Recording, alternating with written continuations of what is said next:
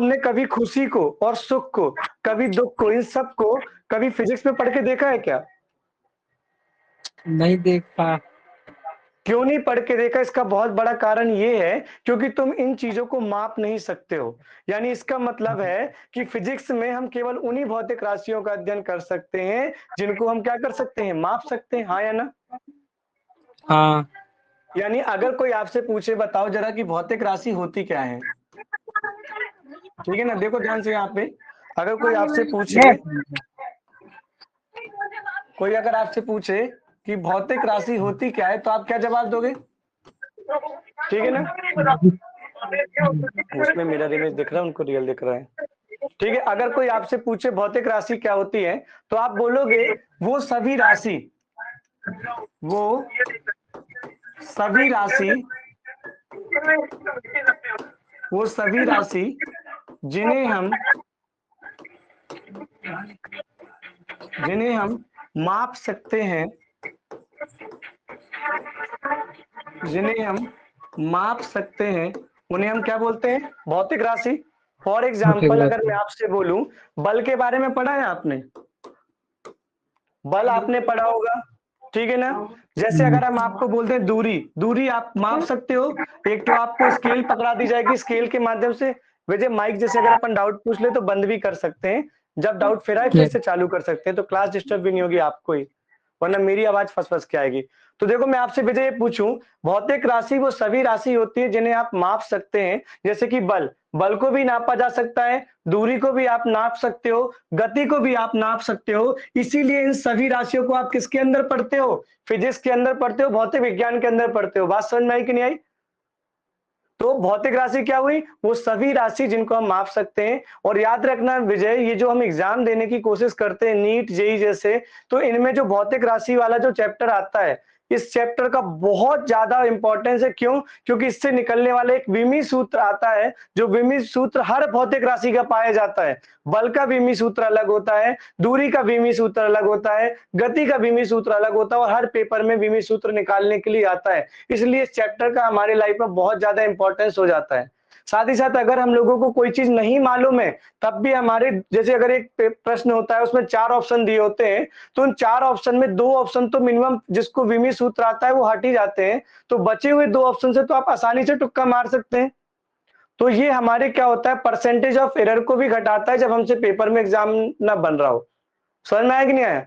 तो भौतिक राशि को हम देखें, वो सभी राशि जिन्हें हम माप सकते हैं उन्हें हम भौतिक राशि कहते हैं, जैसे कि बल हो गया, दूरी हो गया, गति हो गया, समय हो गया। क्यों? क्योंकि इन सब को मापने के लिए कोई ना कोई मशीन बनी हुई है, कोई ना कोई यंत्र ऐसा बना हुआ है जिसके माध्यम से आप इनको माप सकते हो। लेकिन आपने 11th में यही भौतिक राशियों के बारे में पढ़ना है, 12th में यही भौतिक राशियों के बारे में, बीएससी, एमएससी, पीएचडी, क्या सिर्फ भौतिक राशि के रूप में बोलना क्या पूरी फिजिक्स को डिफाइन कर पा रहा है क्या? यानी जब भी ऐसी बात आती है तो हमें क्या करना पड़ता है, भौतिक राशियों को और सब डिवाइड करना पड़ता है, वर्गीकृत करना पड़ता है उनके कुछ हिस्सों में। तो याद रखना, भौतिक राशि मूलतः 2 प्रकार से बांटी जाती है। समझ में आया कि नहीं आया? भौतिक राशि मूलतः, देखो, भौतिक राशि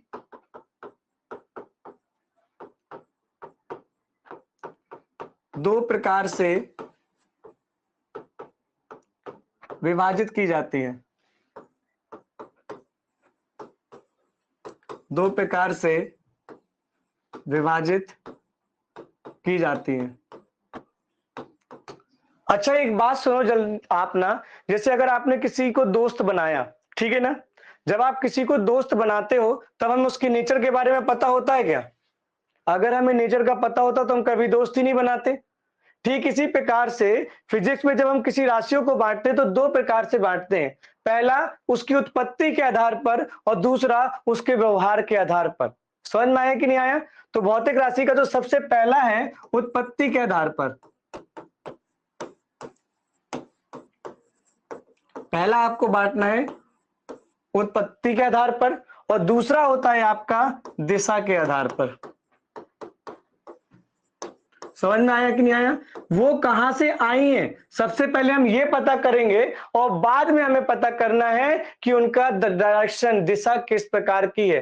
तो इसके हिसाब से 2 प्रकार से बांटते हैं, पहला उत्पत्ति के आधार पर और दूसरा किसके हिसाब से बांटते हैं, दिशा के आधार पर। तो देखो यहां पे उत्पत्ति के आधार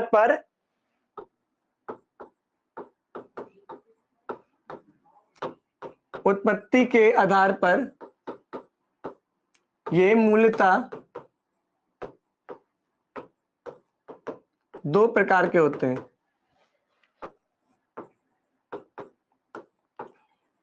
दो प्रकार के होते हैं। अच्छा एक बात बताओ विजय, माइक ओपन करो जल्दी से, आवाज आ यस रही सर। मेरी विजय? अच्छा एक हाँ बात आ रही बताओ, सर। जैसे सपोज करो तुम्हारे यहाँ कोई शादी का कार्ड आया, ठीक है? यस। अब तुम्हें शादी में जाना है। अब हाँ शादी का कार्ड जो है वो पापा के किसी रिलेटिव के यहाँ पर है, तो जब आप शादी में जाओगे तो आपको कोई जानता होगा क्या पहले से कि आपके पापा को जानता होगा? पापा को जानता होगा वो। पापा को जानता होगा। जैसे सपोज करो हाँ आपके पापा का क्या नाम है? सुरेश पटेल। सुरेश पटेल सर नाम है ना, तो यही बोलेंगे सुरेश पटेल सर के बेटे हैं, हाँ या ना? हाँ लेकिन क्या पापा को अपने पापा का नाम लेने की जरूरत पड़ेगी कि अपने आप को बताने के लिए? नहीं पड़ेगी। यानी एक चीज समझना, ठीक इसी प्रकार की आपकी भौतिक राशि होती है। एक ऐसी राशि होती है जो खुद में अपने आप को डिफाइन करती है, खुद में अपने आप को परिभाषित करती है, और दूसरी एक प्रकार की राशि होती है जो किसी दूसरे की मदद लेती है। जैसे तुम्हें अपने आप को बताने के लिए किसकी जरूरत पड़ी? पापा की। जल्दी बताओ। पापा की। तो तुम्हारे पापा क्या हो गए? मूलभूत राशि। और तुम पापा हाँ की मदद से जा रहे हो तो वो कौन से हो जाएंगे? व्युत्पन्न राशि। हाँ व्युत्पन्न राशि। ठीक इसी प्रकार से ये जो हमारी क्या होते हैं, उत्पत्ति के आधार पे है, दो प्रकार की राशि होती है। पहला क्या होता है? मूलभूत राशि, और दूसरा हमारा क्या होता है? जल्दी बताओ। व्युत्पन्न राशि। क्या होता है दूसरा? व्युत्पन्न राशि। पहला कौन सा होता था? पहला मूलभूत राशि। ठीक है ना? तो जब हमने इसको बांटा तो पहला हमें क्या मिला? मूलभूत राशि। ठीक है ना? मूलभूत राशि का आप देखो अभी खुद बताओगे, ये वो राशियां होती हैं जैसे आपके मम्मी पापा थे, उनको अपने आप को बताने के लिए किसी की जरूरत नहीं पड़ी। ठीक इसी प्रकार से मूलभूत राशियों को भी अपने आप को परिभाषित करने के लिए किसी और की आवश्यकता नहीं होती है। बात समझ में आई कि नहीं आई? यस। तो देखो मूलभूत राशि, मूलभूत राशि वो राशियां होती हैं, वो राशियां होती हैं जिन्हें अपने आप को, जिन्हें अपने आप को परिभाषित करने के लिए, अपने आप को परिभाषित करने के लिए,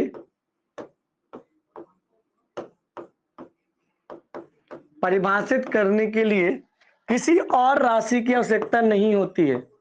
किसी और राशि की आवश्यकता नहीं होती है। बात समझ में आई विजय कि नहीं आई? हाँ यानी इसको निकालने के लिए हमें कोई फॉर्मूला नहीं होता है। जैसे कभी मैंने आपसे बोला कि दूरी नापना है, तो आप दूरी नापने के लिए कोई फॉर्मूला यूज करोगे क्या? आप क्या करोगे? नहीं। इंची टेप लोगे और दूरी को नाप दोगे कि नहीं नाप दोगे? हाँ नाप देंगे। समझ में आया कि नहीं आया? अगर मैंने आपको बोला कि समय को कैलकुलेट करके बताओ, माप के बताओ, तो समय मापने के लिए आपने कोई बचपन से फॉर्मूला पढ़ा है क्या? नहीं। क्या करते हो समय देखने के लिए? दोस्त का चेहरा देखते हो? जल्दी बताओ। समय देखने के लिए, समय को मापने के लिए हम घड़ी देखते हैं। समझ में आया कि नहीं आया? और घड़ी के माध्यम से हमें पता चल जाता है कि हम कितना समय व्यतीत कर चुके हैं। यानी मूलभूत राशि को बताने के लिए हमें किसी और राशि की आवश्यकता नहीं होती है। बात समझ में आई कि नहीं आई? ठीक है, तो यहां पे देखो क्या हो जाएगा। अब बात आती है आपकी कि जो आपकी मूलभूत राशि होती है वो कितने प्रकार की होती है। समझ में आया कि नहीं आया? तो मूलभूत राशि जो होती है हमारी 7 प्रकार की होती है। कितने प्रकार की होती है? 7 प्रकार की। ठीक है ना? सबसे पहले क्या होता है? दूरी।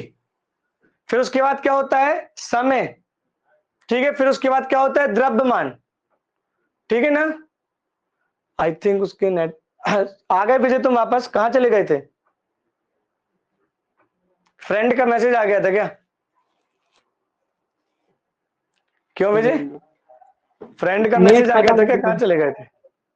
हाँ, नहीं सर, वो नेट खत्म हो गया, सो नेट की वजह से कट जा रहा है बार बार। तुम्हें क्लैरिटी तो समझ में आई, मेरा पढ़ाने का तरीका तो समझ में आया कि नहीं आया? हाँ यार। देखो एक चीज याद रखना, हमारे यहाँ जितनी भी फैकल्टी होगी, तुम कहाँ से बिलोंग करते हो वैसे विजय? छतरपुर, छतरपुर से, मैं मध्य पन्ना का हूँ। प्रदेश। अच्छा। मैं पन्ना का हूँ। अब एक चीज याद रखना विजय, कि जब हम लोग यहाँ पे क्लास अटेंड करा रहे हैं, इसमें सबसे खास बात क्या रहने वाली है कि हम आपके बेसिक को साथ लेकर चलने वाले हैं। समझ में आया कि नहीं आया? जितनी यस चीजें सर। आपको नहीं आ रही होंगी हम उनको तैयार कराएंगे, और ये गारंटी देते हैं कि छतरपुर में हम लोग जैसे टीचर तो नहीं मिलने वाले, क्योंकि हम खुद घर से हाँ इकलौते ही हैं। समझ में आया कि हाँ नहीं सर। आया? तो आप लोग को हाँ ये याद रखना है, आपके जो फ्रेंड्स भी आए, हिंदी मीडियम की प्रॉपर आपकी क्लासेस होंगी, आपको प्रॉपर मॉड्यूल मिलेगा। देखो कितने आराम से बात कर पा रहे हो, तुम्हें लग रहा है कि क्लास में कभी ऐसा कोई इश्यू आने वाला है जिसमें तुम मुझसे बात ना कर पाओ पढ़ते वक्त? नहीं नहीं, ऐसा कुछ नहीं। तुम नॉर्मली ऐसे पूरे टाइम क्लास से बात करोगे, जो कि आपको छतरपुर में नहीं, सच में इतने अच्छे क्वालिटी से नहीं पढ़ाया जाएगा आपको। हम आपके लिए आपको हर तरीके से तैयार कर कर देंगे। Yes sir. और दूसरी बात ये रहेगी, जब मुझे चेक करना कि तुम पलंग पे लेटे-लेटे पढ़ रहे हो या नहाते-नहाते पढ़ रहे हो, वो मैं कैमरा चालू करके चेक कर लूँगा। So please be yes sir. Where, किसी भी अवस्था यस। में पकड़े जा सकते हो। ठीक है सर। ठीक है? ठीक है ठीक चलो है। फिर, देखो मज़ा आया तुम्हें क्लास में, कल नेट रिचार्ज कर लेना, कल से प्रॉपर पढ़ाई करना, ठीक है? Yes sir, yes sir. ऐसे ही हम मिलेंगे ठीक नेक्स्ट क्लास में, चलो ठीक है? जब तुम्हारे पास नेट हो, कल से है। रेगुलर डेमो लेना। और देखो तुम्हारे फ्रेंड्स ठीक होंगे, तुम अपना खुद का एक अगर ग्रुप बना लोगे ना, तो भी तुम्हारा बहुत सारा काम हो जाएगा। ठीक और है। अगर अभी नेट है तो हम आगे और पढ़ सकते हैं। तो आवाज क्लियर नहीं आ रही क्या? नेट की वजह से यहाँ नेट प्रॉब्लम हुई क्या? हाँ, नेट खत्म पर होगा, तुम्हें पता शुरू में नहीं क्या मजा तो। तो आया पढ़ने में ना? तुम्हें रिप्रेजेंटेशन अच्छा हाँ लगा सर। ना यहाँ पे? हाँ पर सर। तुम बहुत जल्दी फेमस हो जाओगे, क्योंकि ये वीडियो तो यूट्यूब पे भी डलेगी। विजय विजय नाम तो ज्यादा ही फेमस हो जाएगा। Yes sir. चलो ठीक है, फिर अपने फ्रेंड से बात करना, कल अपने फ्रेंड्स के साथ ज्वाइन करना क्लास में। ठीक है ठीक है। ठीक है ना? ठीक है सर। चलो ठीक है, बाय बाय।